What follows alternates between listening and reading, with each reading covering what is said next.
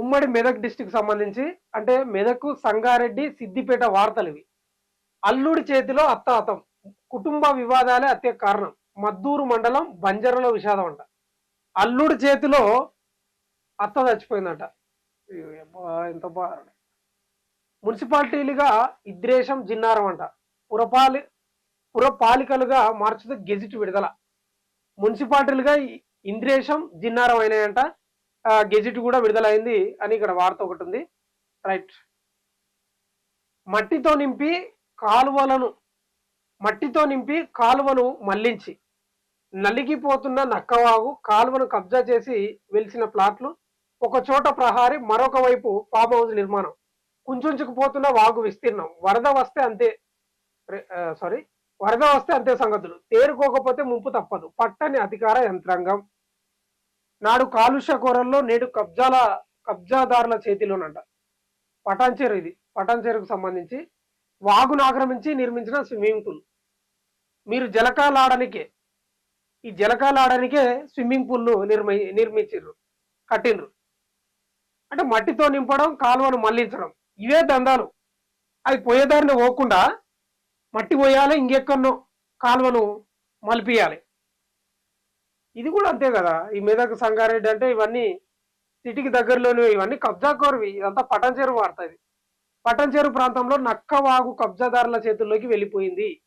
పటాన్చెరువు నుంచి సంగారెడ్డి నియోజకవర్గం వరకు విస్తరించి ఉన్న ఈ వాగు వరదల నుంచి రక్షిస్తూ నీటిని మంజీరా నదిలోకి చేరుస్తుంది. గతంలో కూడా పరిశ్రమలు వదిలే జల కాలుష్యానికి ఈ వాగు లోనైంది. పర్యావరణవేత్తలు కొంత విముక్తి కలిగేలా చేశారు. కానీ ఇప్పుడు అదే వాగు కబ్జాదారుల చేతిలో పడి కనుమరుగయ్యే పరిస్థితులు కనిపిస్తున్నాయి. ఏకంగా కాలువను పూడ్చి నిర్మాణాలు చేపడుతున్న అధికారులు మౌన ముద్రలో ఉండిపోయినారు. మరి అధికారులు నిద్రలో ఉంటే మరి గిచ్చిగిట్లా లేపాలనా ఇట్లా? హైడ్రా పోవాలి ఇక్కడ, నాలను కబ్జా పెట్టి మొత్తం అవి పోయేదారిన నీళ్లు పోకుండా ఇంకెక్కడో మలిపిస్తున్నారంట. మరి ఒక హైడ్రా రంగనాథ్ గారు కనిపిస్తలేదా ఏందో తెలియదు. ఏంది కబ్జాల కథ? చూడు కబ్జాలే. సిగాచి బాధితులతో గొల్లుమన్న కలెక్టరేట్. బాధితుల నిరసనకు మద్దతు తెలుపుతున్న మాజీ మంత్రి సిద్దిపేట ఎమ్మెల్యే హరీష్ రావు.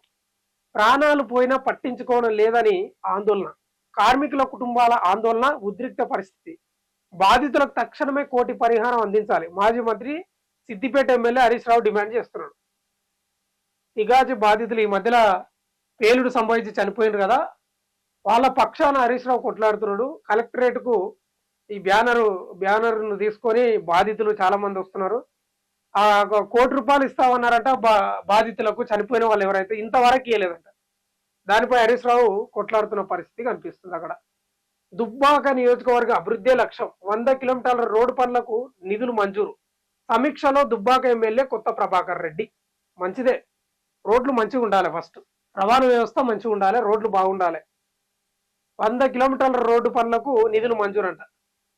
రైట్. ఇవి మెదక్, సంగారెడ్డి, సిద్దిపేట జిల్లాలకు సంబంధించిన వార్తలు.